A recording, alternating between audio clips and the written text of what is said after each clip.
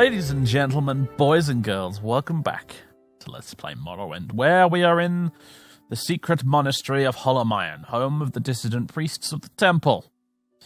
After having rescued Merimilo from the Ministry of Truth, after a very convoluted plan that probably was ultimately a little unnecessary in the end, but hey, we did rescue her, and we made it here to the monastery of Holamayan, where we had a chat with Gilbert Perello, the abbot of the monastery, who told us about the lost prophecies and has given us some reading to do. We will be taking these lost prophecies to Nibani Mesa, the wise woman of the Urshalaku tribe, as soon as we possibly can. However, while we're here, there's some people to talk to, and there's some reading to do. So it's going to be a bit of a reading and dialogue heavy episode, I suspect, this one. So let's start by examining some of the things he gave us, starting with the lost prophecy here. From the Apocrypha of the Dissident Priests, annotated by Gilbert Perello, abbot of Holamayan. Now, we already read through this previously, I mean, he told it to us, but this is the expanded annotations, you see. Worth looking at. Notes. Lines 1 to 3. Of ancient family, but not of the four great Ashlander clans, born under foreign stars and the sign of the dragon, the imperial sign. It's interesting, this one, because what it actually says is Dragonborn and Far Star marked, which is interesting, because Dragonborn, obviously, in the later Elder Scrolls games, takes on a much more important meaning. The interpretation that this guy gives us is that he assumes it means that we're born under the sign of the dragon, like under the sign of the empire, in the times and lands of the empire. But an alternate interpretation, one that he seems to miss, of course, is that the Nerevarini is in fact dragonborn, which is interesting. There's no definite answer to that, of course, because this is Morrowind and it doesn't like to give you definite answers to things. But one interpretation, of course, would be actually that Fathis is, unbeknownst entirely to him, dragonborn. He could wear the Amulet of Kings.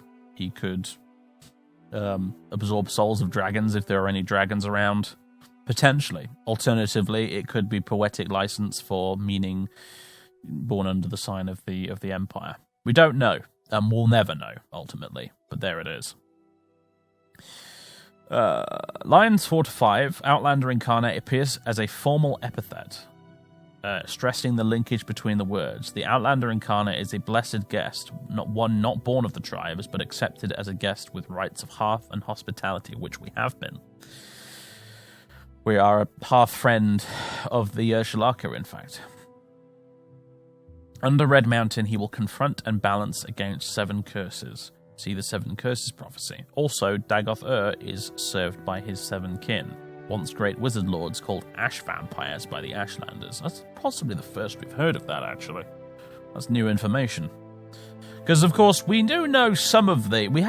Fathis has had what we might call a peek behind the curtain when it comes to the temple, because, of course, you may recall back in, I think it was Volume 2, very start of Volume 2, he robbed the secret library of Vivek of a number of interesting documents. I can't remember why exactly he did it now that I think about it. I think we were after something in particular. But he actually robbed the secret library and made off with a bunch of heretical documents. So he's actually learned a little bit about some of this in advance. But memory is a fuzzy thing, and I certainly don't personally remember which exact things he read about, so I'm going to treat all of this as if it's probably new information. Starblessed suggests Azura, the Daedra Lord and patron of magic, fate, and prophecy. Thrice-cursed blade may refer to a weapon called Keening.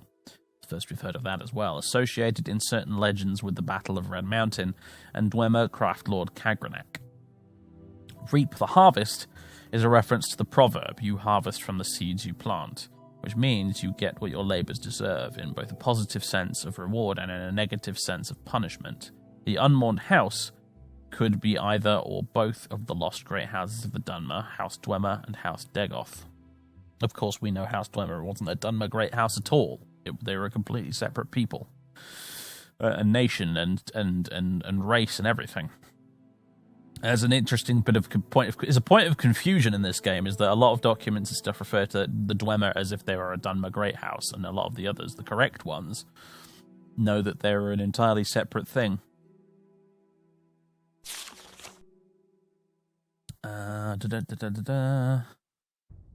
Seven curses, here we go. From the Apocrypha of the Distant Priest, annotated by Gilvas Borello, Abbot of Holamayan. The doors of the unmourned house, where scoff is scoff and scheme is scheme, from the halls of the oath-breaking house, rings 7 curses of gods blasphemed, and then it lists them all here. So, notes. Lines 1 to 3, ambiguous, may refer to the impiety of the god-mocking House Dwemer, or the treacherous diplomacy of the subtle House Dagoth, or both.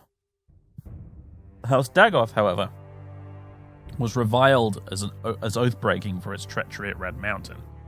It may, however, refer to unspecified broken oaths of a peace between Lord Nerevar and Lord Dumac, founders of the Grand Council. Nerevar and Dumac were loyal friends until the disagreements between the Dwemer and the other great houses broke out in open conflict. There's a frickin' ambulance siren outside distracting me as I was trying to read that. If you heard it in the background, apologies. Line 4. The Dwemer were the mockers and profaners of the divine. Lines 5 to 6. The curses of fire and ash would come from Red Mountain and where Dagoth rules. These were the earliest reported threats from Red Mountain. Line 7. Curse of flesh suggests blight diseases, especially Corpus. The fire and ash storms preceded the threats of blight and Corpus. Lines 8 to 10. Obscure may refer to as yet unrecognized threats from Dagoth Lines 8 to 10. Line 11. Recent reports of soul sickness and disturbed dreams come from townsfolk and Ashlanders alike. That the 7th and final curse has begun suggests the threat presented is about to reach a crisis. Yeah. The curse of despair, yeah. That is an odd one. Curse of dreams, yes. Curse of seed, curse of despair, and the curse of ghosts, though. Those are all a bit... those are all a little bit vague, and don't know what that's about, actually. Interesting. And then there's Kagrenac Tools. Kagrenac Tools, summarized from the Apocrypha by Gilvas Borello, Abbot of Holamayan and various of the dissident priests. Beneath Red Mountain, Dwemer miners discovered a great magical stone. By diverse methods, Lord Kagrenac, High Priest and Magecrafter of the ancient Dwemer, determined that this magical stone was the heart of the Gold Lorcan. Cast here in the Dawn era as punishment for his mischief in creating the mortal world. Determined to use its divine powers to create a new god for the exclusive benefit of the Dwemer, Kagrenac forged 3 great enchanted artifacts, which are called Kagrenac Tools. Wraithguard is an enchanted gauntlet to protect its wearer from destruction when tapping the heart's power. Sunder is an enchanted hammer to strike at the heart and produce the exact volume and quality of power desired. Keening is an enchanted blade that is used to flay and focus the power that rises from the heart. When Kagrenac used these tools on the heart in the Battle of Red Mountain, no one knows what happened, but the Dwemer race disappeared entirely from the mortal world. Lord Nerevar and Lord Dagoth retrieved these tools and didn't know what to do with them. Nerevar asked Dagoth to guard the tools while he went to consult with his councillors, Vivek, Almalexia, and Sothasil. He left and spoke with his 3 councillors, and they decided to return together to Red Mountain to decide what to do. But while Nerevar was gone, Dagoth was tempted and confused by the powers of the tools. When Nerevar and the councillors arrived, he refused to give up the tools, claiming he had sworn to Nerevar to protect them. Then Dagoth fought with Nerevar and the councillors and was mortally wounded and driven off, and the tools were recovered. Then Nerevar and his councillors decided to take the tools for safekeeping. They all swore a great oath never to use the tools, but after Nerevar's death, Vivek, Almalexia, and Sothasil yielded to temptation. They took these tools themselves and went to Lorcan's heart buried beneath Red Mountain and gave themselves divine powers. But Dagoth had not died. We don't know what happened, but this is what we believe. His experiments with Kagrenac's tools had joined him to the heart's divine nature in some way, so that he learned to draw power directly from the heart. We conjecture that Dagoth, driven by anger and greed, used the heart without caution and restraint, and, as a result, he has become terribly powerful. and terribly mad. But the tribunal showed great care and restraint in their use of the tools, and so they were not driven mad, and did many good things. Nonetheless, the tribunal too appeared to have been corrupted by the heart's power, though more subtly. Kagrenac's tools are cursed. Stealing power from the heart of a god is a terrible folly, and fated to disaster. The tribunal is losing its battle to control the power of the heart. They are sustained by the same tainted power that drives Dagoth mad. They grow weak, and cannot protect us from Dagoth. But even if they could, would we be wise to worship gods such as these? They conceal the truth from us out of shame. They persecute the Nerevarine and the distant priests out of shame, when they should be welcoming them and enlisting their aid against Dagoth. The tribunal have done much good for Morrowind and the Dunmer, but they succumb to the temptation of Kagrenac's tools, and though these tools once may have seemed the instruments of salvation, now they must be seen as instruments of doom. Well, well, well. Now, what's interesting here is that this tale diverges a little bit from the way the Ashlanders tell it, which we've already heard before, because as the Ashlanders tell it, what happened is that Nerevar and Lord Dagoth retrieved the tools, yes. Nerevar asked Dagoth to guard the tools while he went to consult with his councillors, yes. He left and spoke with his 3 councillors, and then as the Ashlanders tell it, the 3 of them murdered him. They killed Nerevar, then they went up to Red Mountain without him, then they confronted Dagoth, and then Dagoth said, basically, where's Nerevar, what have you done to him? I'm guarding these tools because he told me to guard them, you shall not have them, and then they had a battle, which is interesting for a couple of reasons. One, it means that the tribunal were evil gits and they betrayed Nerevar. 2, it cast Dagoth in an entirely different light, because rather than being sent mad, I suppose, by the tools, which is the explanation the distant priest offered here, in fact, he was rightly suspicious of the tribunal, who weren't yet the tribunal, but you know what I mean. Have these 3 councillors coming up to visit him without Nerevar, suspecting them of having murdered him. Maybe they even straight up told him that they'd murdered him. Who knows? But it, depending on which version of the tale you choose to believe, it really changes what you think of not only the tribunal but also Dagoth. He becomes a far more tragic figure if you believe the Ashlander version of events. But there it is. That was an enlightening read indeed. Is there anything else here then? They seem to be all fairly generic books, you know. For a bunch of for the library of, there's another damn siren outside. For a bunch of supposedly banned books and stuff, I'm not seeing a lot of particularly spicy reads here, you know. Other than, I guess, Blasphemous Revenants. And these Vivek books, which I've never encountered before. Wise of the Saints, Fire and Faith, Mysticism, Marines of Camel Z. Oh, I'd love to go to Camel Z, but I have to admit, right now, a tourist trip to Camel Z seems so, you know, frivolous and pales into insignificance compared to the momentous events going on right now that we're reading about and participating in. Who the hell are you, Fracky? Hello, Dark Elf. You're probably wondering what my background is as a Nord to even be here, right? Yes, I was, as a matter of fact. What's a Nord like me doing in a Dunmer secret order, you mean? Well, thank Master Borello for that. He inspires people, and he inspired me to help the people of Morrowind. I'm a follower of the Daedra Lord Azura, so I'm serving her as well by being here. Okay. Master Gilvas Borello is wiser than any Nord I ever knew, and he's probably one of the wisest Dunmer around. He's the leader of our secret order, and he respects the Daedra Lord Azura. Okay. Who are you? Oh my god, that name. Mibdinah... Masera. That's not how you pronounce it, mate. Mibdinahaz Adunipu.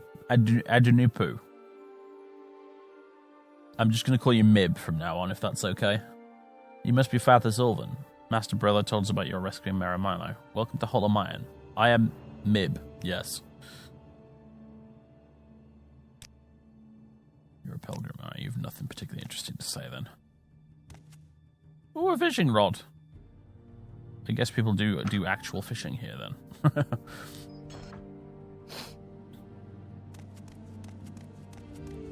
What do we have here? Ooh. Interesting rope you've got there, sir. Hello? Why is everyone for enchantments? So why is everyone ignoring me at the minute? There's more sirens outside. Don't know what's going on in town at the moment today, but clearly it must be very interesting if there's this many sirens headed in that direction. Anyway, am I giving the impression I live in a rough neighborhood? I guess I sort of do. Okay. You're an enchanter. You have 1,000 gold while you're at it too, actually. I may consider Saint's Shield. Whoa, that is expensive. Further 20%, so 20 points for 10 seconds on self and restore fatigue. One. I guess it must be an ebony shield or something, though. That's why it's so expensive, because the enchantment's not very good at all.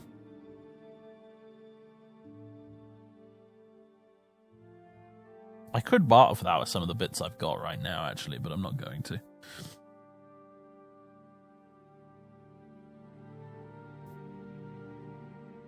And you've got lots of flasks and pots and things as well. Well, would you like to buy this ebony dagger? I'm cutting my own throat selling that to you at such a loss, but whatever. What's that, Combray? Kind of looks different in 3D, doesn't it, to its 2D picture? Whatever. I could kill that Guar. Those boots are ruined. Thank you for sharing this information with me, Taran Amothan. I'm Taran Amothan. If you love life, don't waste time, for time is what life is made up of. I hope I will not waste yours. Well, I've got plenty of time. Oh, yes. My family was originally from Morrowind. I was born in Saran, but my parents moved to elsewhere a few years after I was born. They wanted to escape the injustice of the suffocating Great House social class system and build a new life. They died in a plague shortly after I came of age, but had told me that I had an uncle named Orandus Amothan still in Saran, but our clan was well known for generations there as smiths.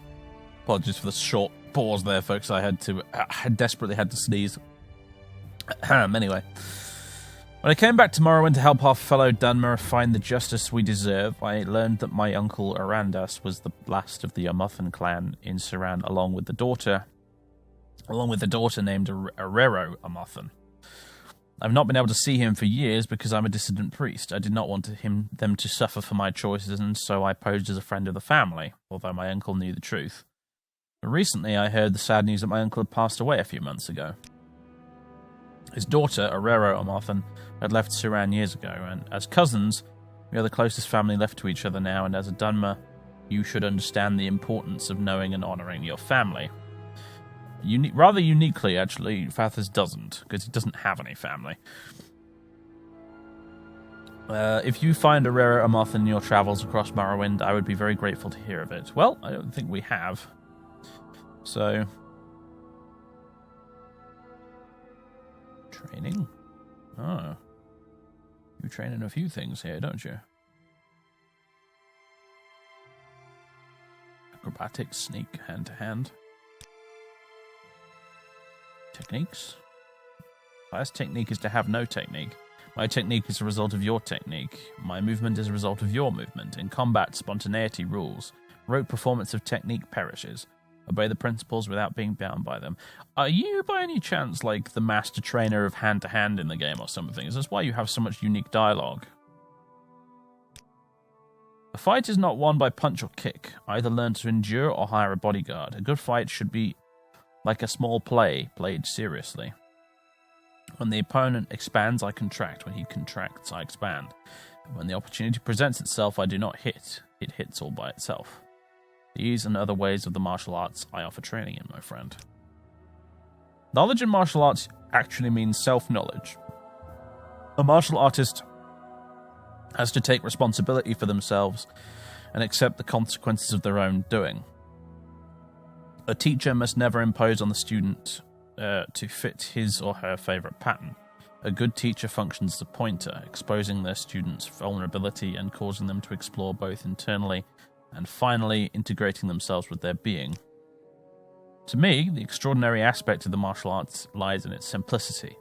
The easy way is also the right way, and martial arts is nothing at all special. The closer to the true way of martial arts, the less wastage of expression there is. I'm sure Fathless's eyes are starting to glaze over at this point, like, yeah, just nodding, like, Well, I have to go now. I have important business to take care of. Bye. What is it, Sarah? Where's that slave? Who's this guy? He must be Father Ulven. You're Bararan Sadri. I'm Bararan Sadri, a monk of the Order of the Distant Priests. My older brother Tivim Sadri is also a distant priest here at Holamayan Monastery. Our older sister Feldrello Sadri is actually the steward of the Balmora Temple. I imagine we're a great source of disappointment to her, but Tivim and I had to follow where the truth led us. Okay. Rumors? I hear you're in a little trouble with the law. Why don't you pay the magistrate? You know you owe it. Why don't you pay it? Because I don't want to. I'm above all that, don't you know? Do you know who I am? I am leader of Great House Devani. I do not pay fines. You must be Father Zulvan. Master Borello told us you are about your... Yeah, okay. You have nothing interesting to say. What do you want? And you are who what exactly? What is it, Sarah? Best Armalas, Pilgrim. Okay, great. Well, this place is actually far more boring than I thought it would be. I am somewhat disappointed, I must say. But we did read some interesting stuff, at least. We read some very, very, very interesting stuff. I think what I'm going to do is I'm going to teleport back to my tower and store some of this useful stuff. Although, of course, I may... Yeah, Kagrenac Tools can go on the desk, although we will... Yeah, in the note to Amaya, that can be sorted away. The Lost Prophecy and the Seven Curses, though, we'll need to bring those with us to Nibani Mesa, and also I don't need these expensive trousers anymore. I forgot I had those. So yes. I need not return via boat to the mainland. I will leave you now via means of my own. Means most magical. So, there's nothing else you want to say? I was a temple priest like so many of our secret order, but I did not found the distant priests. I was given the responsibility of leading them by our last master before he died, and he was given the same by our founder. When as a youth, I would despair of us ever having any effect on the temple, my master would say, because a thing seems difficult for you, do not think it impossible for anyone to accomplish. I tell those words now to anyone that seems to be losing hope. Okay. Well, I will leave you now. Goodbye.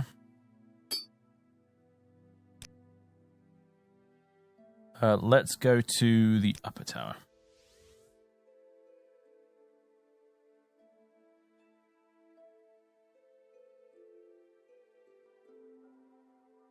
Home sweet home. What a whirlwind of a couple of days we've just had. I imagine Father is absolutely knackered now as I think about it, because I think he's been up all night, hasn't he? Yeah. Well.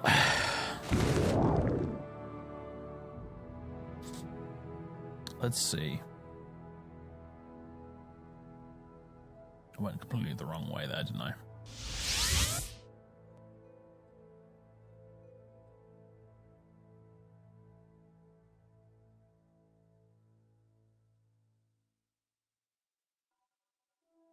Ah, here we go. Ah, and you know what? I will dump this random page I have down here with the rest. There we go. Although, tell you what, just for giggles. Where's my... Attack crocodile! Do your thing, attack crocodile.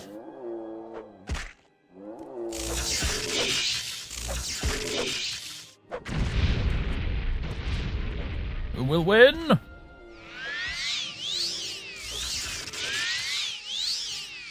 Attack crocodile wins. Well done, Daedroth.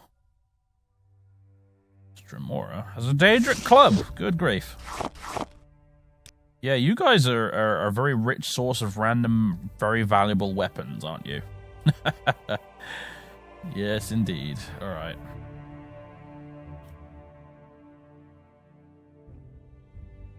Daedric club can go there.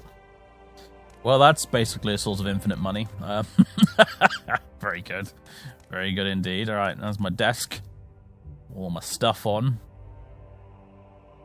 Nerevark Red Mountain, the Battle of Red Mountain. Here's some of my... Yeah, from the Apocrypha, the Hidden Writings of the Tribunal Temple. This is the stuff I nicked from the Secret Library all that time ago. It's quite long. And I'm sure we've already read it before.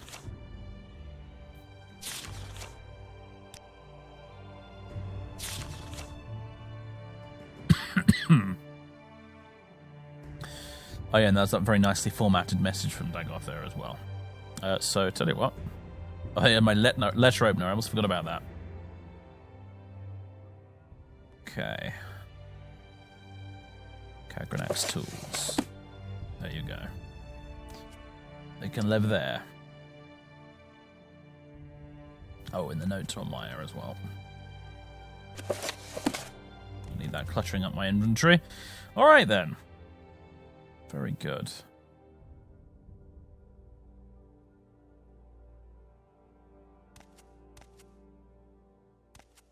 Very, very good. Is there anything...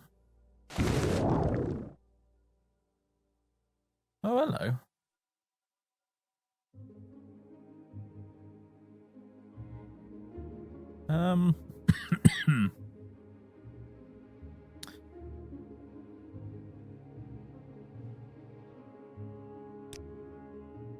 It's a little bit rubbish, isn't it, really?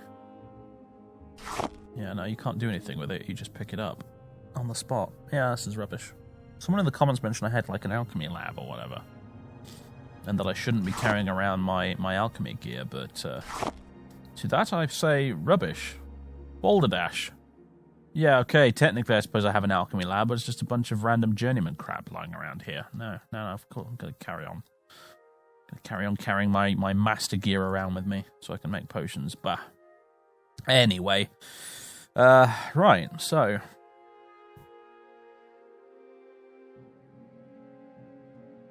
Very good.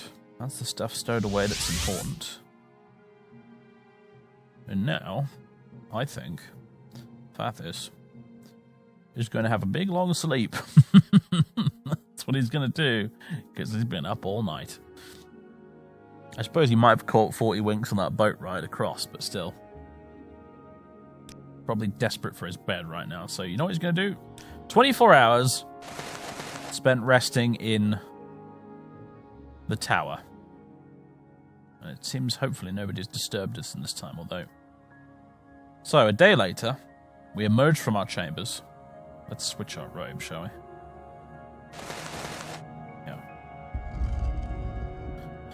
And like nothing has happened, head straight downstairs to get some breakfast.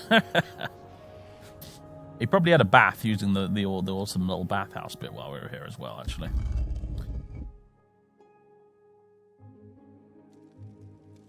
Hello, Salmima. Welcome. If you wish to talk, it is really no trouble at all. Love some breakfast, yes. Grilled fish. That'll certainly do. Where is it? Yum yum. Right. Archmagister. Hello, Gavin. How may I serve you? You can serve me by doing absolutely nothing at all. I am going to be heading out for a while. I may be some time. Because I've already given Almasaran some money for the next week, haven't I? Yes, we are going to be heading to not that place, but the Ursulaku Cap, all the way up in the north. Now, it's the best way to get there. Probably going via Cool, I imagine. So it's going to be a long boat ride, whatever happens. Pretty much.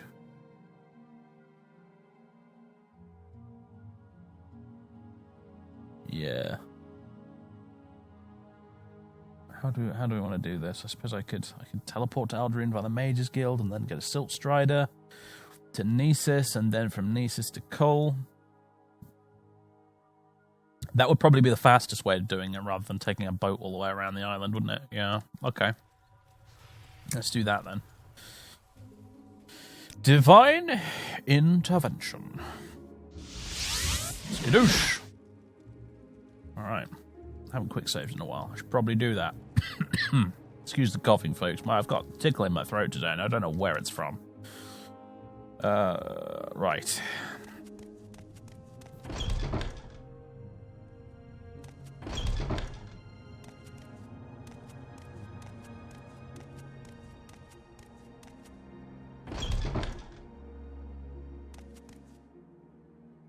I would like to go to Old Ruin.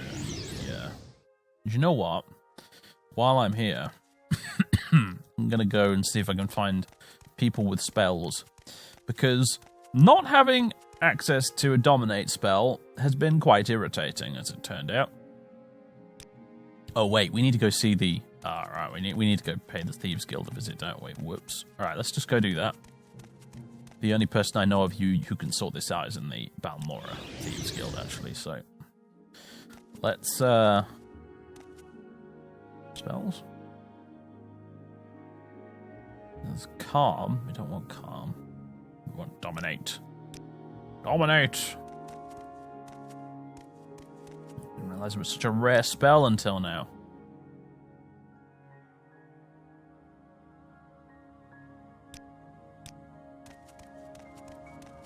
You sell spells, don't you? Interesting. Alright. Difficult to get your hands on, apparently.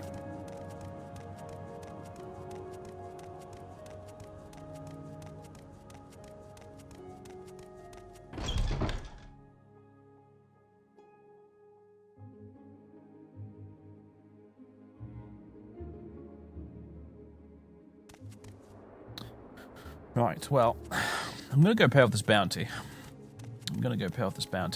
A bounty that we shouldn't really have, because the only person alive to witness us getting this bounty was the Ordinator that I killed.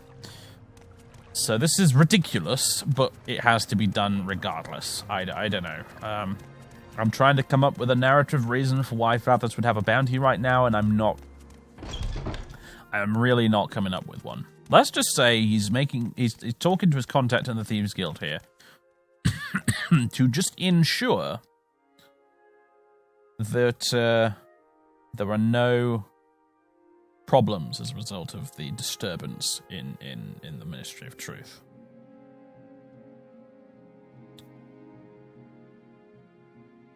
Where is the topic?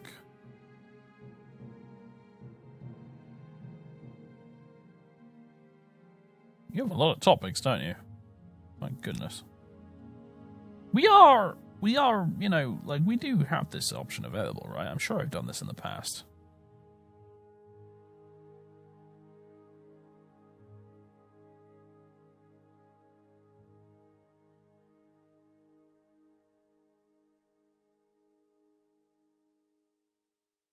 Should be price on your head, I think the dialogue topic is.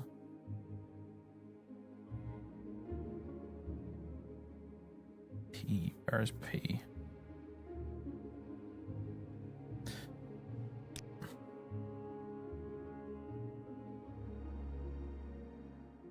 That's interesting. I'm currently expelled from the temple. I didn't notice that.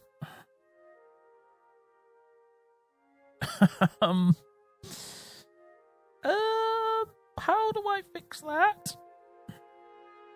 Because they shouldn't know it's me. Also, I'm not a member of the Thieves Guild at all, so apparently I completely misremembered ever having... Right, you know what we're going to do quickly here? Yes, yes, yes. We have standards and you don't meet. Are you kidding me? You are the Thieves Guild.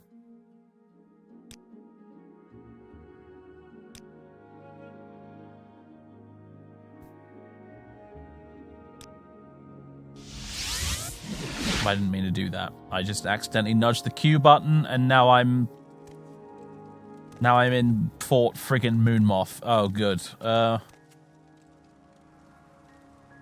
See, the problem here is I'm sure quite a bit of this gear is probably stolen. Which is annoying. I mean, is it, though? Now that I think about it? I don't think so, actually. I don't think most of this is actually stolen. Some of my alchemy gear might be. Let's just... Oh, my immersion is ruined. I'm sorry, everybody, but I gotta take care of all this stupidity. There we go. 450 gold. I no longer have a bounty. Hopefully I haven't lost any particularly important items. No, it doesn't really look like it. I think we're good. I might have lost some potions or something, I don't know, but anyway. Right, that's irritating, but that's done now. That's taken care of. We no longer have a bounty that we shouldn't have had in the first place. Being expelled from the temple, on the other hand, that's an odd one. I don't know what to do about that. What is it, Sarah? Let's go in here and have a chat with someone. Just out of curiosity. I'm not sure how much of what you're seeing right now, folks, I'm going to consider even as being canon as part of this playthrough, if you know what I mean. Who's in charge of this place? Is it you? Make amends. Speak with the master of the temple.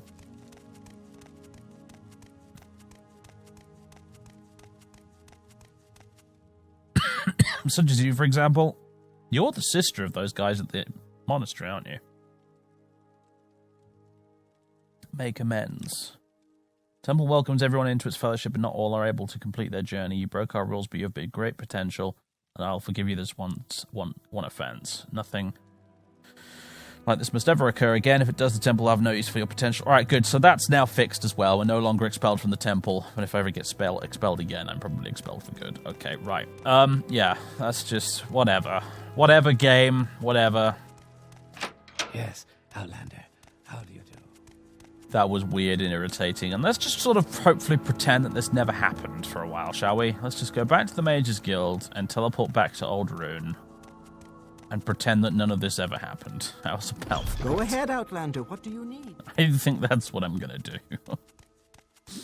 We were not expelled from the temple. We did not have a bounty that we did not pay off. Oh, look, we're here at Aldrune at the after having directly teleported here from Sadrith Mora, nothing happened whatsoever. That was weird and strange, and yes, we're now going to head to Kuul so that we can go to the Urshalaku camp and speak with Nibani Mesa. Bah. Oh, good, thanks. It's an ash storm as well.